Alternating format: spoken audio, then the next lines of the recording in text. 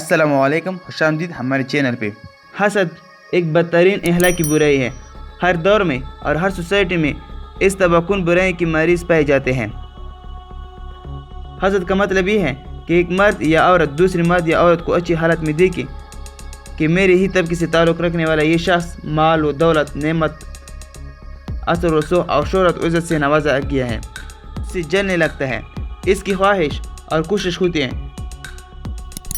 کہ محسوس یہ نعمتیں چھن جائے اور مجھے مل جائے، اور اگر مجھے نہ ملے تو کم از کم اس شخص سے ضرور چھن جائے۔ اس طرح کے جذبات اگر کوئی شخص مرد یا عورت دل میں پال رہا ہے تو بلاش بھائی یہ بہت برے جذبات ہیں، لیکن جس سے وہ جل رہا ہے وہ بہرحال اس کی شر سے محفوظ ہے۔ ہاں، جب یہ حسد کا مریض اپنے حسد اور جلن کی ابال کو برداشت نہیں کر پاتا، ایک حاسد شخص خواہ وہ مرد ہو یا عورت دشمنی تو دوسرے سے کرتا ہے اور اس کو رسوائی اور اذیت میں مبتلا کرنے کی در پہ ہوتا ہے، مگر حقیقت میں وہ سب سے بڑا دشمن اپنی ذات کا ہوتا ہے۔